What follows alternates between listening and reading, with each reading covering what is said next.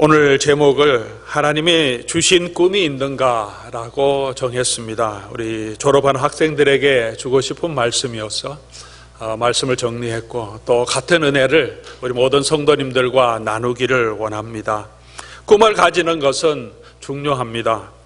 그래서 성공하는 삶을 살려면 꿈을 가지라고 말합니다.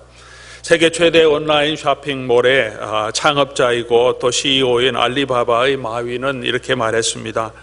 우리는 돈이 없지는 않습니다.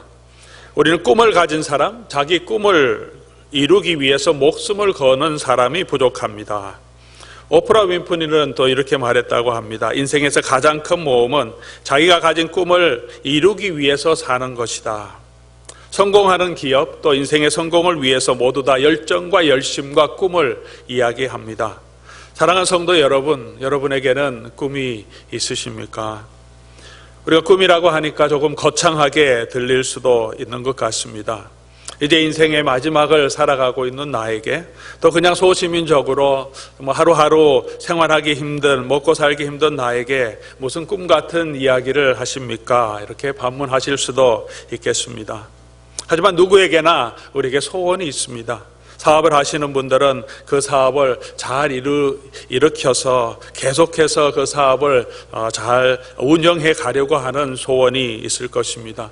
교회에도 직분을 맡은 분들은 직분을 잘 감당하고 정말 하나님과 교회를 위하여서 아름답게 봉사하고 싶은 그런 마음, 그것도 우리 속에 있는 꿈일 수 있습니다. 자녀를 위하여서 열심히 노력하고 수고하고 이 자녀가 잘 될 수 있도록 내가 최대한 뒷바라지를 해줘야 되겠다. 그런 것도 우리 속에 가지고 있는 꿈이며 비전입니다.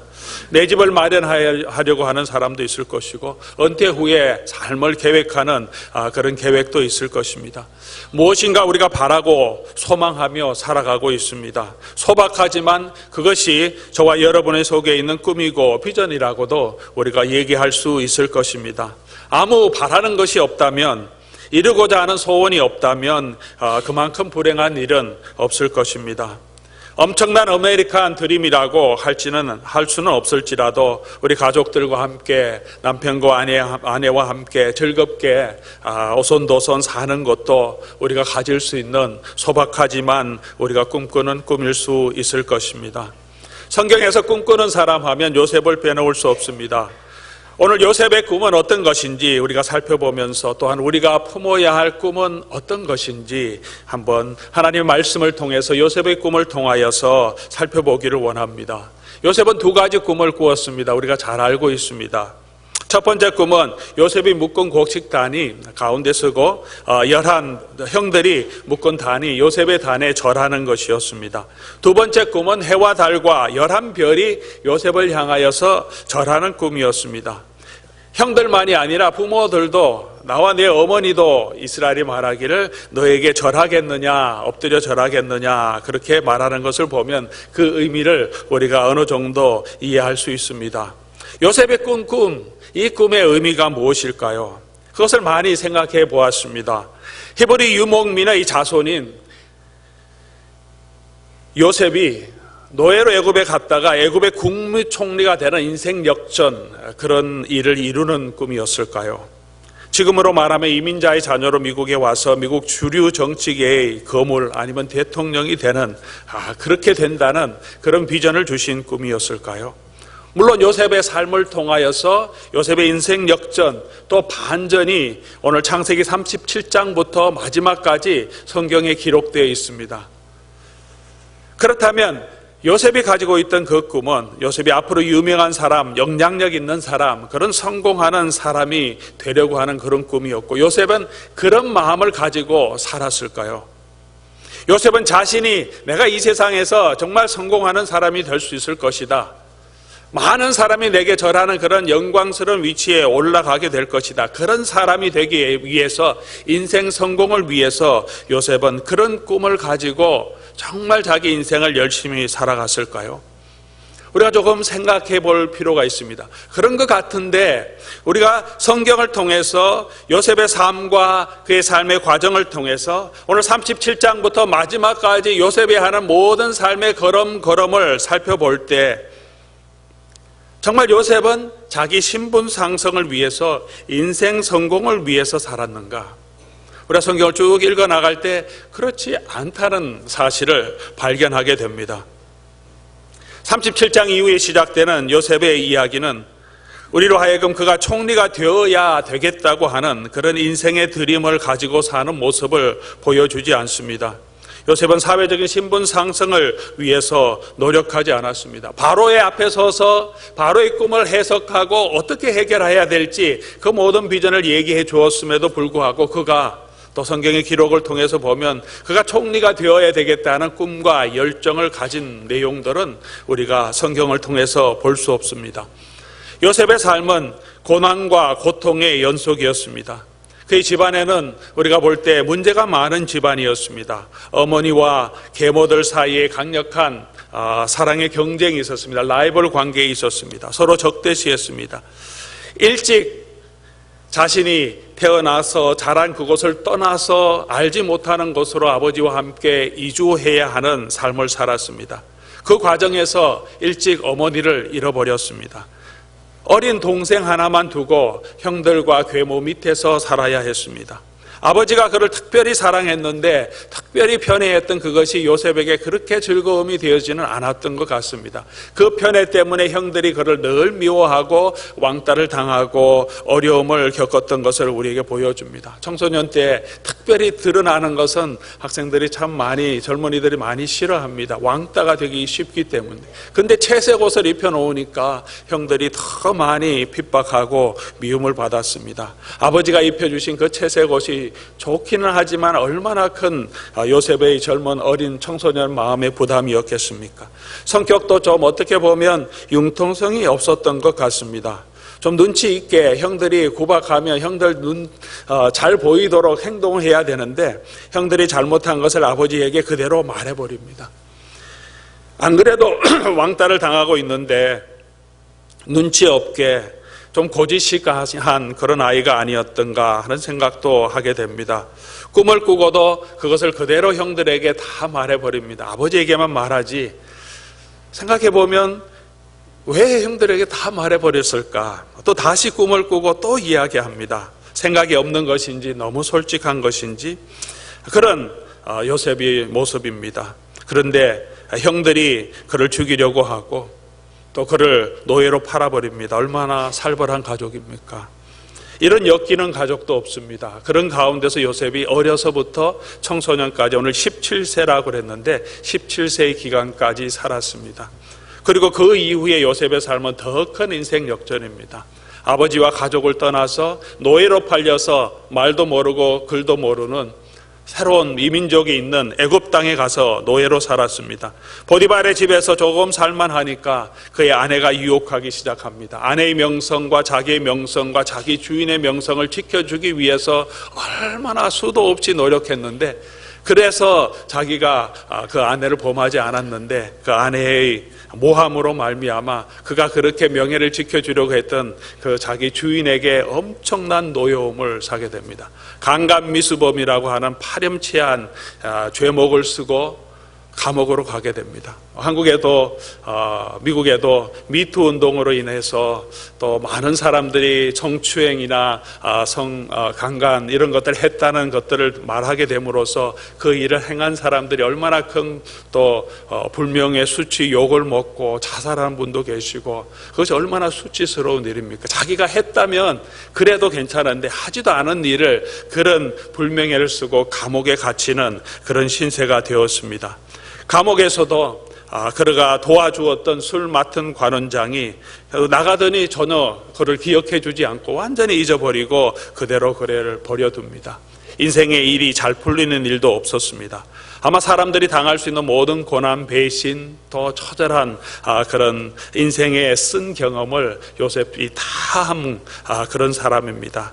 사람을 불신하고 또는 피해 망상에 젖어 살아야 할 사람이고, 분노와 정오 또 사회를 향한 강한 반사회적인 성격이 있어야 하는 사람이고, 아니면 심한 우울증에 걸려 있어야 할 사람인데, 성공을 위해서 살았다면 요셉의 꿈이 만약 그가 이 땅에서 성공하는 것이고 그것을 바라보는 삶이었다면 요셉은 아마 처절하게 절망하고 낙심할 수밖에 없었을 것입니다. 그럼에도 불구하고 성경은 요셉에 대한 평가를 이렇게 해주고 있습니다.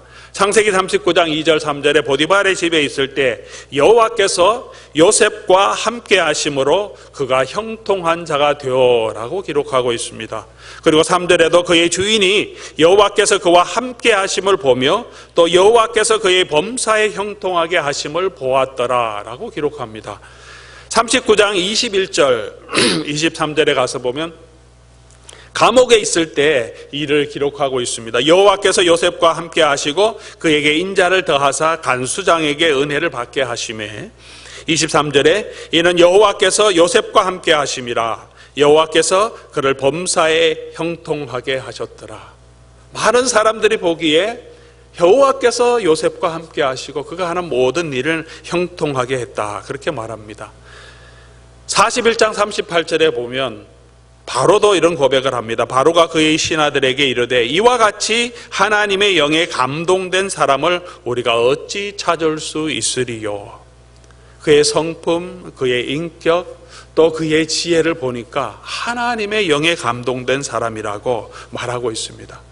누가 보더라도 요셉은 건강한 인격을 가지고 있고 정말 다른 사람을 위해서 성실하게 일하는 좋은 인간관계를 가지고 있었고 또 하나님이 주시는 그런 지혜를 가지고 있었다고 말합니다.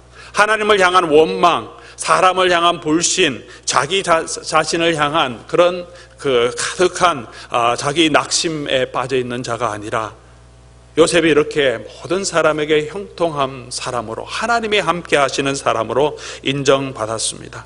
아마 그가 성공을 위해 살았다면 좌절했을 텐데 요셉이 어떻게 이런 사람이 되었을까 생각해 볼 때 아마 그가 가진 꿈이었을 거고 그가 가진 꿈은 단순히 인생 성공을 위한 삶이 아닌 것을 조금 더 우리가 알 수 있게 됩니다. 아마 그의 꿈은 요셉이 바라보았던 그의 꿈은 단순히 그가 다른 형들보다 더 유명하게 되고 이 세상에서 뛰어나게 되는 사람이 아니라 하나님이 그를 얼마나 존귀하게 여기는가.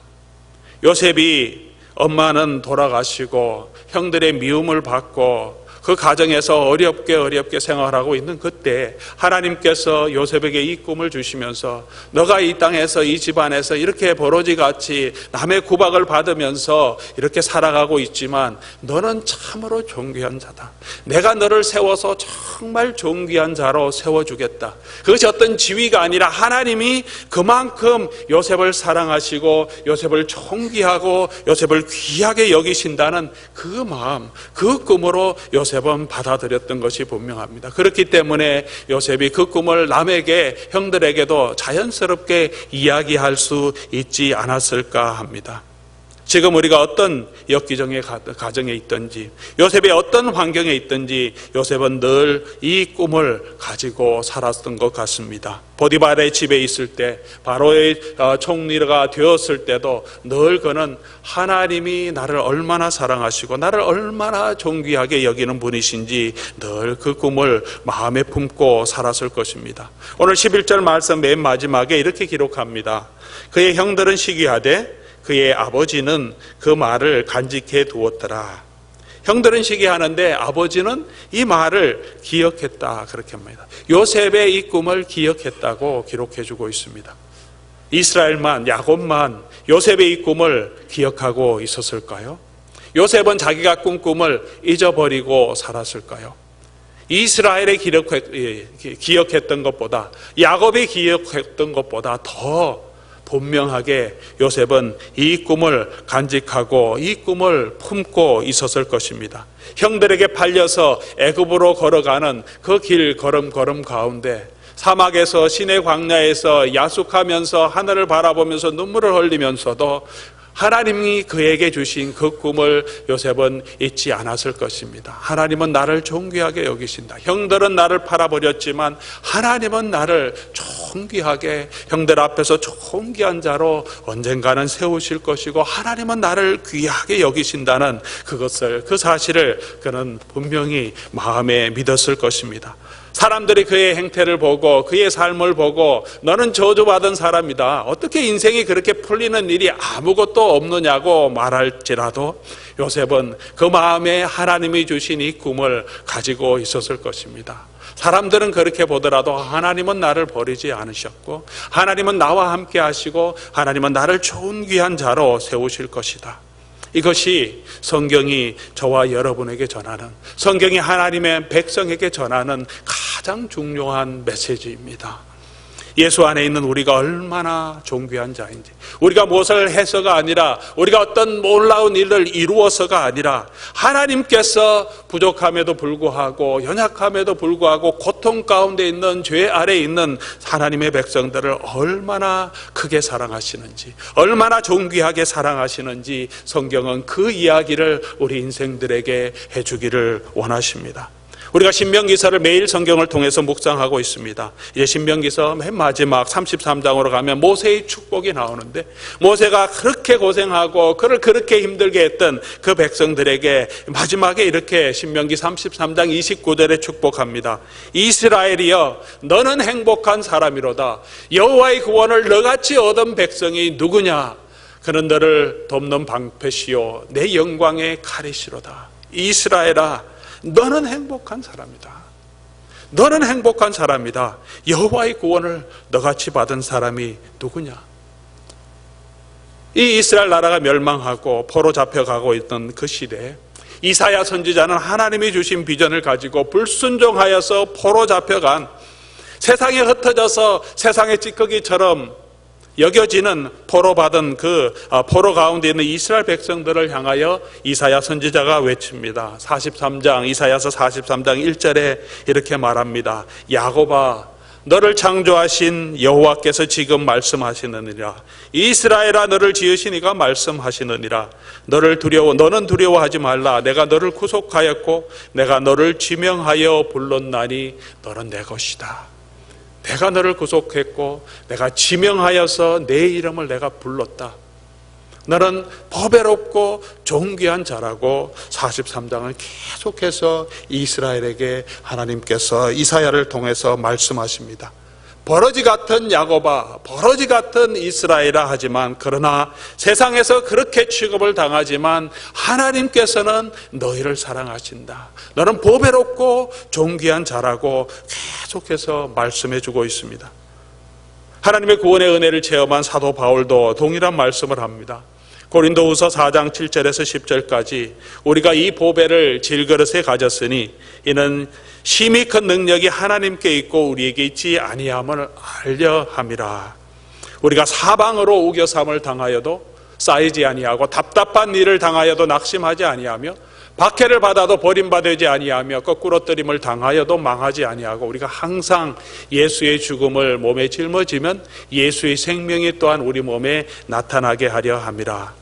바울의 고백인데요, 요셉의 고백이라고 해도 크게 어려움이 없을 정도로 그대로 적용할 수 있습니다. 사방으로 우겨삼을 당해도, 버림받아도, 박해를 받아도, 모함을 받아도, 사람들에게 미움을 받고 형들이 그를 팔아버려도, 그가 그렇게 섬겼던 술관원장이 그를 잊어버려도, 그럼에도 불구하고 거꾸로뜨림을 당하지 않고 망하지 않고 자책하지 않고 원망하지 않고 그 안에 있는 예수 그리스도 안에 있는 하나님의 사랑, 그를 존귀하게 여기시는 그 하나님을 바라보고 그 꿈을 잃지 않았다는 것, 그것이 요셉의 고백이고, 그것이 이사야가 선포한 메시지고, 그것이 오늘 바울이 선포하는 신앙의 고백이고, 그것이 복음인 줄 믿습니다. 저와 여러분 안에 예수 그리스도의 사랑이 있기 때문에 우리가 사방으로 우겨삼을 당하고 답답한 일을 당해도 우리가 우리 속에 있는 보배, 우리 속에 있는 능력이신 예수 그리스도를 붙들 때 저와 여러분이 그 능력으로 인하여 굳건하게 설 수 있는 것입니다. 작년인가요? 오픈됐던 한 영화가 있었습니다. 영화를 많이 보지 못했는데 지난번에 우리 독일로 가면서 시간이 있어서 이렇게 비행기에 나오는 영화를 보는데 All the Money in the World라는 영화가 있었습니다. 폴 게리라고 하는 우리 폴 게리 뮤지엄을 지금 만들고 전시관이 있는 유전으로 인해서 갑부가 되었던 세계 최고의 갑부였던 폴 게리의 손자가 납치되었던 영화이면 사실을 근거로 만들었다고 이렇게 써 있더라고요. 근데 그 어머니가 이제 아들이 납치되어 갔으니까 아들하고 어머니가 별로 관계가 좋지 않았어요. 그래서 결혼하고 사는데 자기 아들이 납치되니까 이제 할아버지, 시아버지에게 가서 납치범들이 요구하는 그 돈을 조금 대달라고 요구하는 겁니다. 그래서 그 여러 가지 어려운 과정을 보여주면서 어머니가 결국은 이 자기 그 시아버지를 설득하고 이 수전노인 시아버지가 돈을 안 주려고 하는데 사랑하지만 그렇게 돈을 줬다가 또 다른 아이들 다 잡아가면 어떡하냐 그러면서 어떻게든 돈을 아끼려고 하는 그런 모습을 보여주는데요. 근데 마지막에 이 납치범들이 돈을 잘 받지 못하게 되니까 이 손자의 귀를 잘라버립니다. 귀를 잘라서 패키지 해갖고 이 어머니에게 보내줍니다. 그것을 받아보고 마지막에 이 할아버지가 결국은 이제 돈 17 밀리언 1,700만 불 요구했는데 그대로 다 캐시로 다 주기로 결정하고 캐시로 돈을 넣어서 보내줍니다. 아무리 수전노라도 자기 손자가 이제 귀를 잘랐으니까 다음에 무엇을 자를지 모르는데 손자가 상하고 당하는 것을 보니까 그때는 뭐 돈이 있는 거 다 내어줄지라도 손자의 생명을 구원하고자 합니다. 어머니도 마찬가지죠. 돈 가지고 있어 뭐하냐고 다 들어서 아들의 생명을 다시 살리려고 합니다. 그만큼 우리 자녀들이 얼마나 소중하겠습니까? 여러분 재산 얼마나 가지고 있으신지 모르지만 우리가 그렇게 많은 재산 가지고 있지 않지만 우리 자녀가 생명이 미독하다면 그 돈 아끼면서 이 돈 아까워서 치료 못하겠다 그럴 분이 누가 있겠습니까? 아낌없이 다 내오고 돈을 빌려서라도 우리 자녀의 생명을 구하려고 하지 않겠습니까? 그만큼 우리 자녀들이 그렇게 소중합니다. 저와 여러분은 얼마나 큰 가치가 있겠습니까? 제가 납치범이 저를 납치도 하지 않겠지만 제가 납치범을 납치를 해 간다면 얼마나 요구하겠습니까? 돈 나올 것이 있는지 보고 하겠죠. 한 10,000불, 20,000불 아마 그 정도로 채워도 한 끌어내도 뭐 그 정도로 아니면 10만 불 정도 요구할 수 있을까요? 저와 여러분의 가치는 얼마나 될 것 같습니까? 지금 월드컵이 한창인데 지금 포르투갈을 대표하는 호날두 선수가 지금 골을 넣고 아주 인기가 더 올라가고 있습니다. 그가 자기가 최고의 선수니까 최고의 연봉을 지금 달라고 요구했는데 자기 구단에 8천만 유로를 요구했는데 너무 많다고 구단이 재계약을 안 하겠다 이런 이야기들이 나오고 있습니다. 8천만 유로면 1,002억 원이라고 합니다. 한국 돈으로. 그만큼 가치가 있다는 거죠. 자기가 그만큼 가치가 있는 선수라는 거죠. 부럽습니다. 같은 사람인데도 사람에 따라서 이렇게 가치가 많이 차이가 있습니다. 근데 성경은 저와 여러분은 얼마나 가치가 있는 자인지 우리에게 보여줍니다. 하나님은 세상을 이처럼 사랑하사 독생자를 주셨으니 예수 그리스도를 하나님의 독생자를 우리를 위하여서 랜섬머니 납치금이 납치하여 갔을 때 랜섬머니를 줘야 아이를 풀어주듯이 우리에게 책정된 랜섬머니는 예수 그리스도의 생명, 하나님의 독생자의 아들의 값이라고 성경은 분명하게 말씀해 주고 있습니다.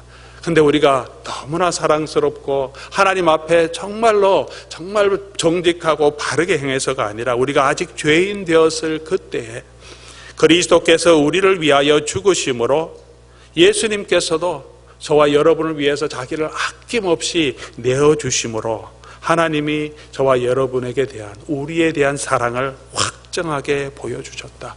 폴 게리가 1,700만 불일지라도 그 손자를 향한 사랑을 그냥 마지막에 보여주었듯이 그보다 더 크게 우리 아버지 하나님과 예수 그리스도께서 저와 여러분을 향하여서 아낌없이 당신의 독생자를 예수님의 당신의 생명을 아낌없이 내어주셨다는 것입니다.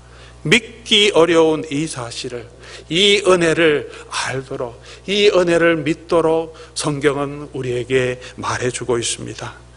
내가 무엇이 되냐 하는 것이 중요한 것이 아닙니다. 우리는 이미 얼마나 하나님의 큰 은혜와 사랑을 받은 자인지 아는 것, 하나님 우리를 얼마나 존귀하고 귀하게 여기시는지 아는 것, 그것이 저와 여러분이 반드시 가져야 할 저와 여러분의 꿈이며 비전이 되기를 원합니다. 요셉은 그 꿈을 가지고 있었고 이 사실을 잊지 않았기 때문에 그가 어떤 환경에 있든지 어떤 고난을 당하든지 사람이 그를 어떻게 취급하든지 요셉은 하나님과 사람 앞에서 하나님과 함께하는 사람으로 살아가고 있었고 살아갈 수 있었던 것을 성경은 우리에게 보여줍니다. 내가 내 자신을 보면서 나의 환경을 보면서 낙심하고 좌절하고 하나님을 원망하고 또 이웃을 원망하고 스스로를 원망하는 자가 되지 말기를 바랍니다. 우리를 바라보시는 하나님의 눈으로 우리를 존귀하게 여기시는 그 아버지 하나님이 주신 그 꿈을 저와 여러분들 이 복음의 꿈, 이 하나님의 은혜의 꿈을 놓지 않고 살아갈 수 있기를 바랍니다. 요셉은 하나님이 주신 이 꿈을 가지고 있었기 때문에 하나님이 그의 삶에 분명한 목적, 선한 목적을 가지고 계신다는 것을 믿었습니다. 하나님이 나를 존귀한 자로 세워주시기 때문에 나를 존귀한 자로 여기시기 때문에 어떤 환경에서 있든지 하나님이 나에게 주신 목적이 있다. 환경이 중요한 것이 아니라 그 환경에서 하나님은 나에게 주신 분명한 목적이 있다는 것을 믿었습니다. 창세기 45장 5절에 보면 요셉이 형들을 만나서 마지막에 화해하면서 이런 고백을 합니다. 애굽에 팔려가지만 하나님께서 생명을 구원하려고 나를 먼저 애굽으로 보내신 것입니다. 형들이 그런 마음이 있었지만 그 안에 하나님의 계획하심이 있었다고 요셉은 분명히 믿었습니다. 그것이 요셉의 신앙이었습니다. 하나님이 그를 존귀하게 여기신다면 그가 어떤 환경에 있든지 하나님 분명히 목적을 가지고 계실 것이다. 내가 애굽으로 팔려가더라도 하나님 목적이 있고 보디발의 아내의 모함 때문에 감옥에 가더라도 그곳에도 하나님의 목적이 있고 술 맡은 관원장이 나를 기억해 주지 않고 감옥에 그대로 있더라도 그곳에서 내가 살아야 할 목적이 있고 하나님이 나에게 보내신 목적이 있다. 그 목적은 뭐냐? 생명을 구원하는 것이다. 그래서 요셉은 늘 어느 곳에 있든지 어떤 상황이 있든지 하나님 앞에서 사는 신앙을 유지할 수 있었습니다. 보디발의 아내가 유혹할 때도 하나님 앞에서 내가 이 일을 못합니다. 내가 얼마나 존귀한 자인지. 당신은 나를 하나의 종으로 성적인 놀이개로 나를 쳐다보지만 나는 그런 사람이 아닙니다. 나는 하나님이 존귀하게 여기는 사람입니다. 나는 그렇게 내 자신을 더럽힐 수 없습니다. 내 자신을 함부로 내어놓을 수 없습니다. 모함을 당해서 내가 죽임을 당할지라도 나는 그런 인생이 아니고 나는 그런 사람이 아닙니다. 하나님은 나를 그렇게 만들지 않았고 하나님 나를 존귀한 사람으로 받아주셨고 인정해 주셨습니다. 그 하나님을 향한 꿈과 비전을 놓지 않았기 때문에 하나님의 목적이 있음을 믿었고 또 하나님께서 나와 함께 하시기 때문에 하나님 앞에서 사는 삶을 살았습니다. 어떤 환경에 있든지 그곳에서 자기가 맡은 일을 최선을 다합니다. 하나님이 내게 보여주신 목적이 있기 때문에 내가 어느 환경에 있든지 그곳에서 자기 맡은 일을 다합니다. 자기가 존귀한 자로 알고 하나님 앞에서 서 있는 그 삶을 볼 때 사람들이 하나님이 함께하는 사람으로 요셉을 인정하게 됩니다. 하나님께서 그 삶을 형통하게 해주십니다. 여기서 형통하게 되었다는 그 말은 요셉의 삶이 완전히 변화돼서 총리가 되었다는 말이 아니죠. 보디발의 집에 있을 때 감옥에 그대로 갇혀 있음에도 불구하고 하나님이 그에게 지혜를 주시고 그가 하는 모든 행동들 가운데 하나님이 지혜를 주시고 지혜롭게 하는 것을 보고 사람들이 요셉의 삶 가운데서 역사하시는 하나님, 요셉이 믿는 그 하나님의 모습을 보게 됨을 통해서 이 사람이 믿는 하나님이 이 삶에 함께 하시는구나 하는 것을 보게 되었다는 것입니다. 사랑하는 성도 여러분, 저와 여러분의 삶 가운데도 어렵고 힘든 일들이 많이 있습니다. 우리의 환경이 내가 기대하지 않았던 여러 가지 어려움을 겪게 됩니다. 사람에게도 배신을 당하게 되고 환경의 어려움 때문에 낙심할 때도 있습니다. 우리 자신을 볼 때도 우리가 부족함이 많지만 하나님이 주신 이 비전, 하나님이 주신 이 사랑, 하나님이 주신 이 은혜를 놓치지 않는 저와 여러분 될 수 있기를 바랍니다. 내가 보아도 너무나 부족하지만 그럼에도 불구하고 하나님은 나를 얼마나 존귀한 자로 여기시는지, 어떤 큰 사랑을 저와 여러분에게 베풀어 주셨는지 그 사랑을 잃지 않고 함부로 내 자신을 세상의 죄에 함부로 내 자신을 유혹에 내어놓는 자가 되지 않기를 바랍니다. 하나님 앞에 존귀한 자로 살아가는 저와 여러분 될 수 있기를 바랍니다. 그리고 요셉은 그런 비전이 있었기 때문에, 그런 꿈이 있었기 때문에 이 세상에서의 성공을 자기의 목적으로 바라보지 않고 살았습니다. 그것을 우리가 어떻게 알 수 있습니까? 요셉의 마지막 삶의 고백을 통해서 알 수 있습니다. 창세기 50장 25절 보면 요셉이 형들에게 부탁하는 내용이 있습니다. 형들이 나중에 하나님께서 하나님의 언약을 기억하시고 우리를 이 땅에서 올려서 약속의 땅으로 가게 하실 때 반드시 내 해골을, 나는 여기서 죽지만 내 해골을 파서 해골을 메고 올라가서 약속의 땅에 묻어달라고 말합니다. 요셉의 인생의 최종의 목적이 무엇이었겠습니까? 애굽 땅에서 총리가 되어서 권세를 누리면서 아버지 모시고 또 형들을 모시고 좋은 땅을 그들에게 주고 그곳에서 행복하게 평안하게 애굽 땅을 즐기며 사는 것, 그래서 하나님이 나를 축복해 주셨다, 나는 인생의 성공을 얻었다 하면서 행복하게 인생을 마감하는 것이 아니었습니다. 우리 자손이 대대로 이 땅에서 권세를 가지고 애굽을 누리는 자로 사는 것이 아니었음을 우리가 분명하게 보여주고 있습니다. 요셉은 그렇게 애굽에 내려갔지만 늘 약속의 땅, 하나님 그 아버지 아브라함에게, 이삭에게, 야곱에게 해주신 그 약속의 땅을 품고 살았습니다.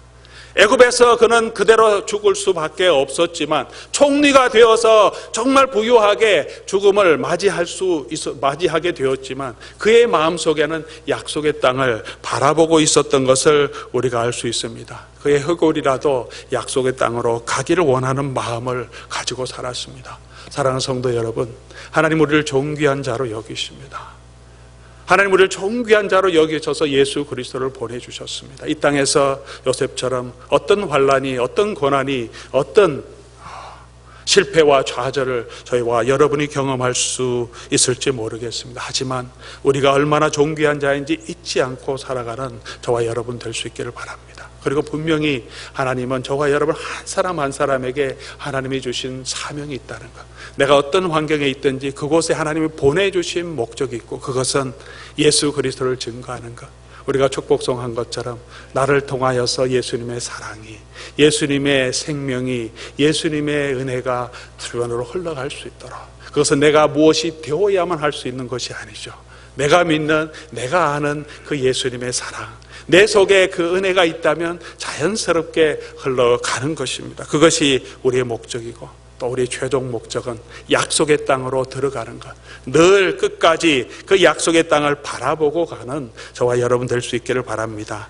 그렇기 때문에 요셉은 끝까지 죽을 때까지 꿈을 가지고 살아갔던 사람입니다. 저와 여러분도 마찬가지가 아니겠습니까? 우리가 천국을 바라보고 하나님이 예비해 주신 그 약속의 땅에서 하나님이 저와 여러분에게 주실 위로, 하나님이 저와 여러분에게 주실 그 영광을 바라보고 산다면 우리가 나이가 아무리 들어도 여전히 우리는 꿈과 비전을 가지고 살아갈 수 있고 또 그렇게 살아가야 하는 하나님의 백성입니다. 우리 삶의 끝날 때까지 이 꿈과 이 비전을 잊지 않고 꼭 붙들고 이 은혜 가운데 거하는 저와 여러분 될 수 있기를 바랍니다. 세상이 뭐라고 하든 내가 어떤 사람이든 우리가 하나님께서 나를 존귀한 자로 불러주신 이 은혜를 붙들고 그 은혜에 걸맞게 이 은혜를 붙들고 살아가는 행복한 하나님의 백성들 될 수 있기를 주님의 이름으로 간절히 축원합니다.